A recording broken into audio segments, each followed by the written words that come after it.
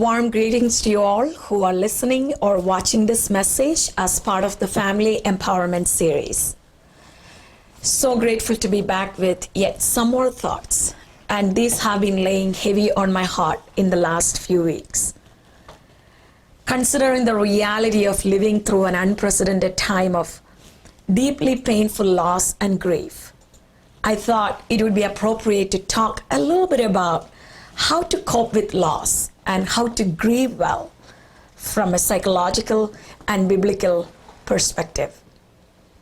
And I pray this would not only enhance your understanding of grief, but also comfort your hurting soul. Loss is an integral part of life, and death is probably the most painful loss. I have gone through that experience personally and as a family collectively. It was November 12, 2010 at 6 a.m. Indian Standard Time. The night fell on me that morning. I stood near my 52-year-old mother's lifeless body. I felt as if the ground beneath me gave away. The blood froze in my veins. There were no tears in my eyes, but only many fears. The cloud of unbelief mixed with an inexpressible sadness clouded my thinking. I slumped on the bed she was lying. I pressed my face on her awfully quiet heart and cried tearless cries. A day later, I kept her body in the ground.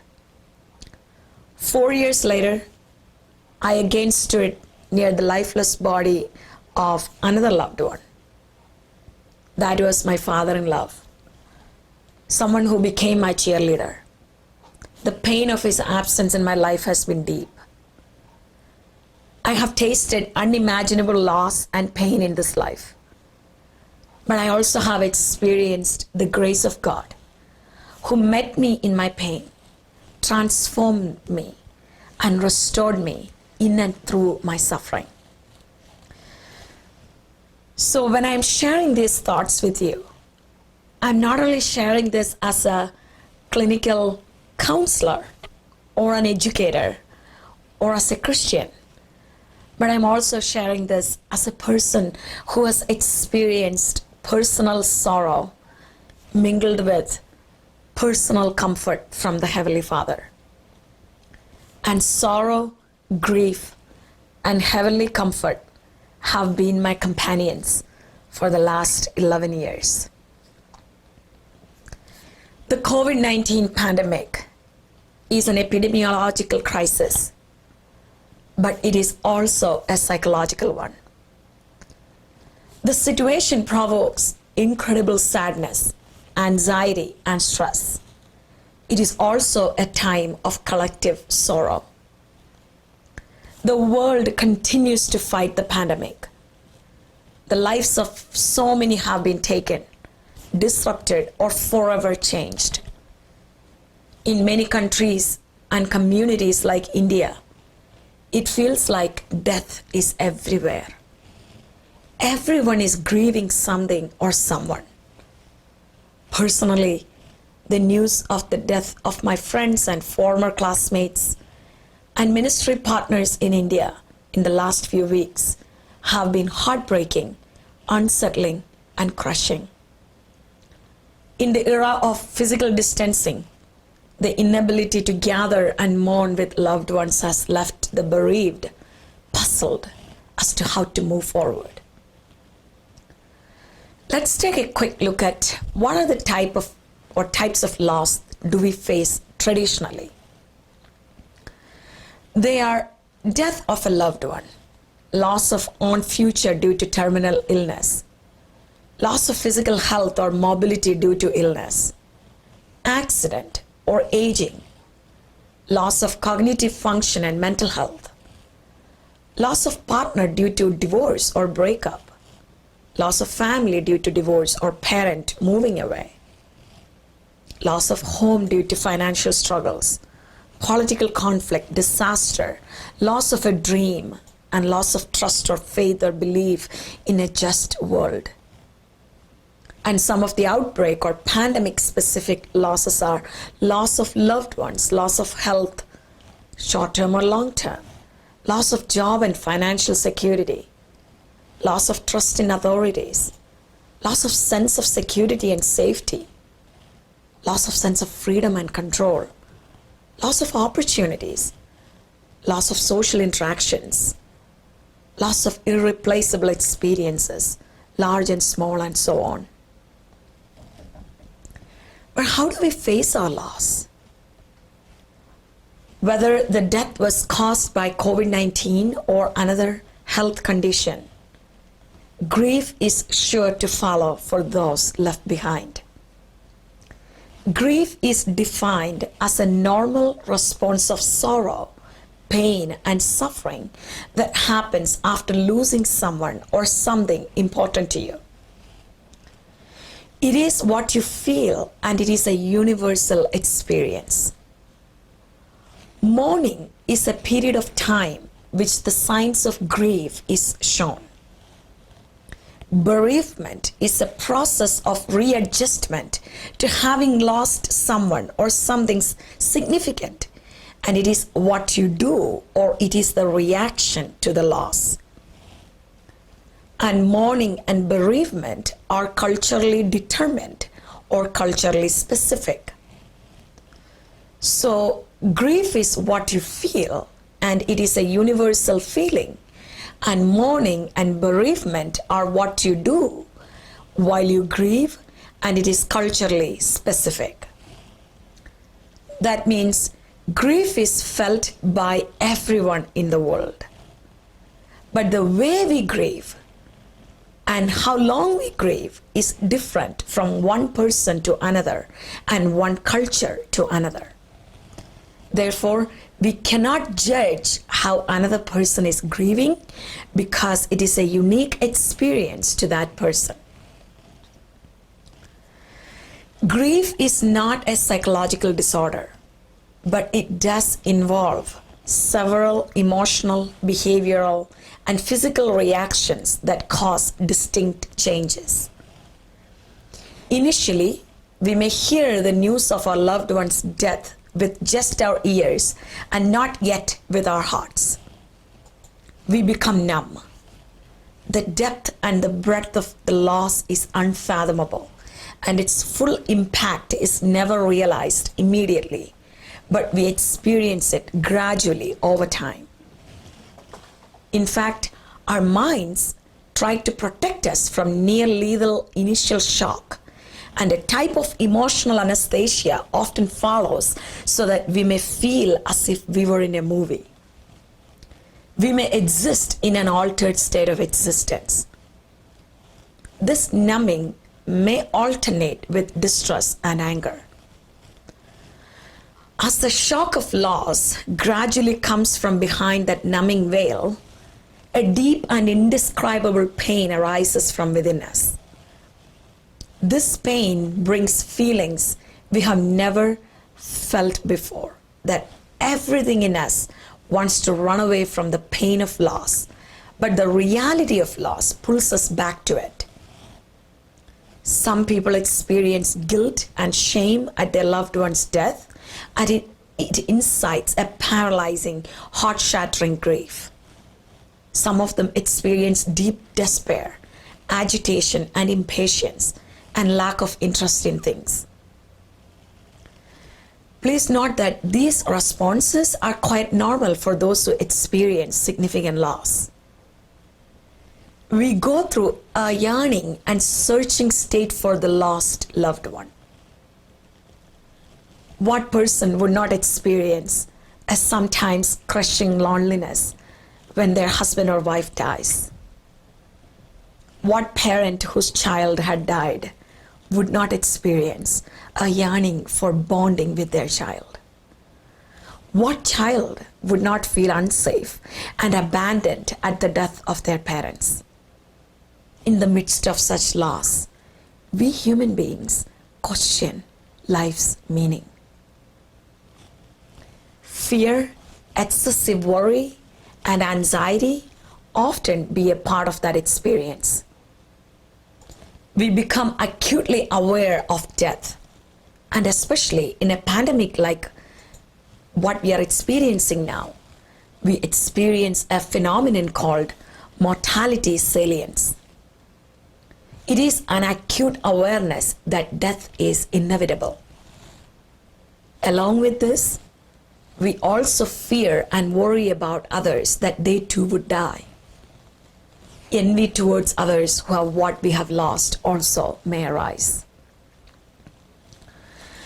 In order to cope with these feelings, some may turn to unhealthy mechanisms like alcohol use, interpersonal conflict, recklessness, and sometimes even show suicidal ideation or behaviors.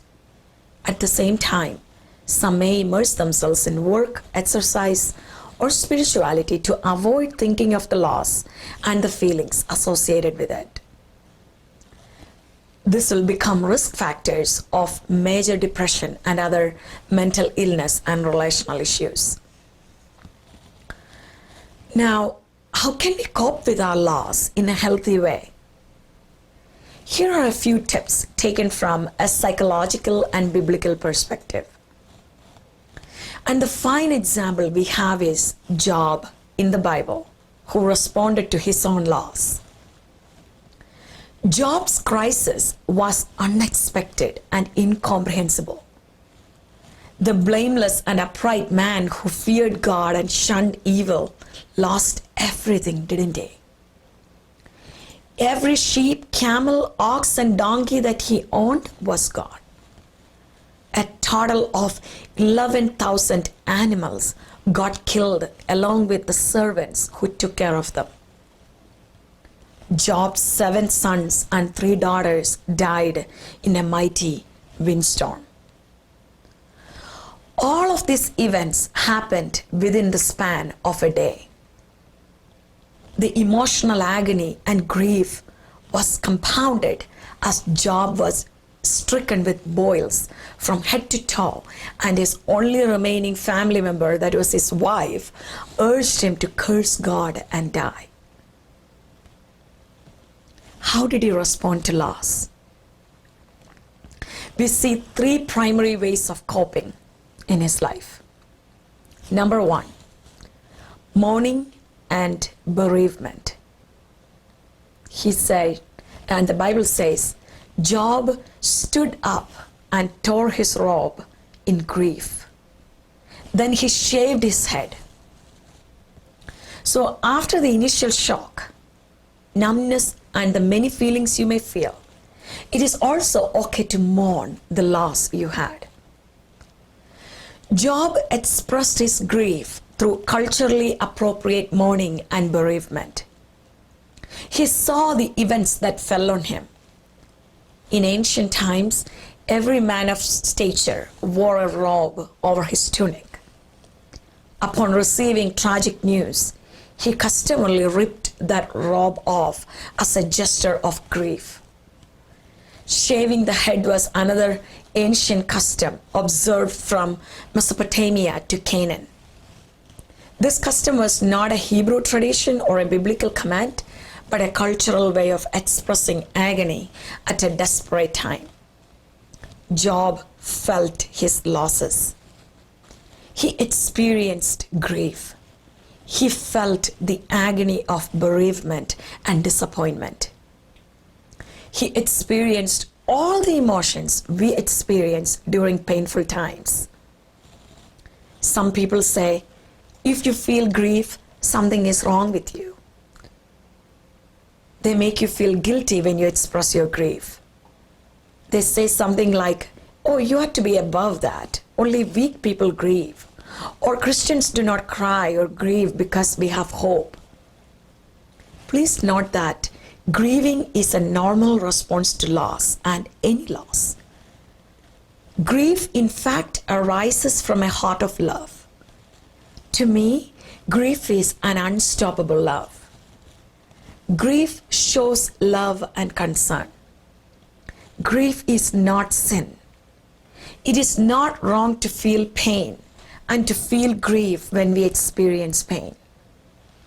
We are not surprised when a person with a broken arm hurts and expresses pain. And we can expect a person with a broken heart to hurt and to express the pain he or she feels. That kind of agony is very real and important. So there is no sin in mourning over the loss of someone or something we love. Job lost everything, and he expressed the agony he felt. The worst detriment to recovery from a tragedy is to force a time limit for ourselves to get over our loss. We cannot push someone to overcome their loss. If we don't weep and mourn when it happens, we will weep and mourn later. Depression and anxiety happen often as a result of not giving enough time or allowing ourselves to mourning the loss of a loved one, marriage, health, or family situation. A few thoughts on crying as part of grief. Crying releases the feel-good hormones that dull pain. It can help you process emotions and experiences. It activates the parasympathetic nervous system in our brain to calm us. Bottling up emotions can hurt our mental health. Crying is a way to restore emotional balance. So have a good cry if you need to.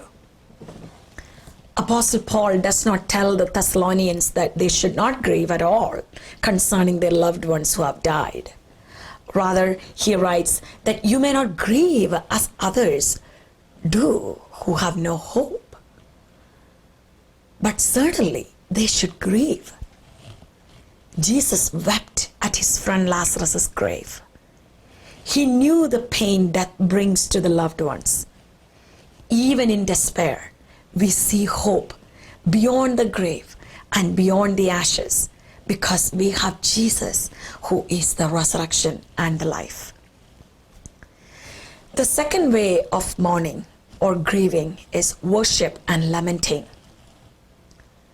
Job chapter 1 verse 20 says, Job fell to the ground and worshipped God.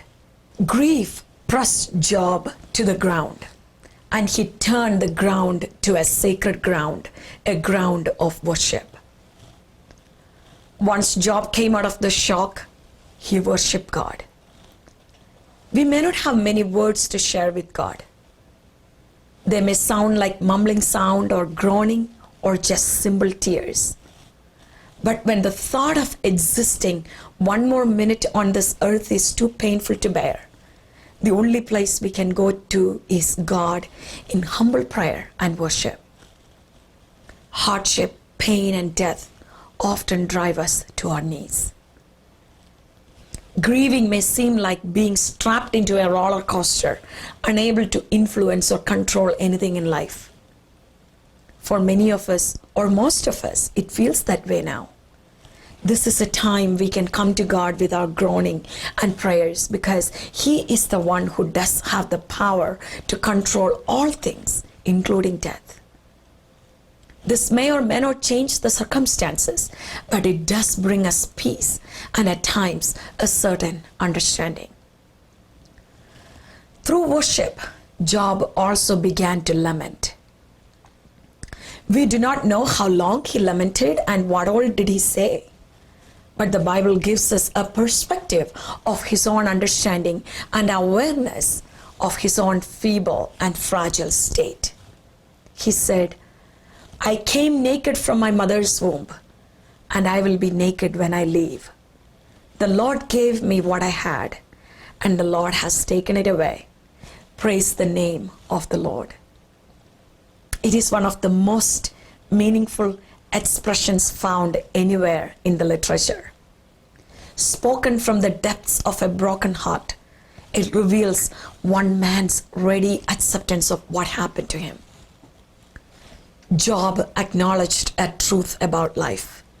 He declared that it is possible for an individual to be stripped of everything life has given them and still lack nothing. Even if everything we believe to be meaningful in life is taken away, we will still have all we need for eternity. we will take nothing out of this life except what we have become in our relationship with God. Lamenting is a part of grief. We have a book in the Bible that is named after it, the Book of Lamentations. It may not be a popular book, but it is an essential component for helping humanity to understand an important aspect of their relationship with God, the expression of grief and distress. The third way of grieving that Job used was silence. It is also okay to be silent when you grieve. Some people don't talk when they grieve. Job spent time contemplating and probably reflecting on the meaning of life during the initial phase of his tragic suffering. The next one is enlightenment or reorganization or reintegration. For nearly 40 chapters in an ongoing dialogue with his friends, we watch Job as he comes to grips with not simply the reality and meaning of his suffering, but the truth that stands behind not only his suffering, but the suffering of humanity. Job also mourns and laments through this time. This is much comforting because after a period of silence, he broke the silence and began to vent and share his feelings. He asked questions to God, but he never questioned God. He wanted some answers directly from the Almighty.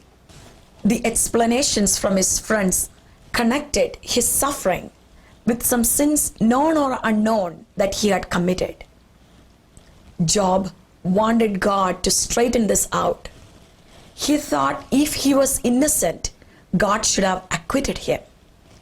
If he was guilty, God should have told him what was the offense so that he could confess, change, and maybe end the suffering.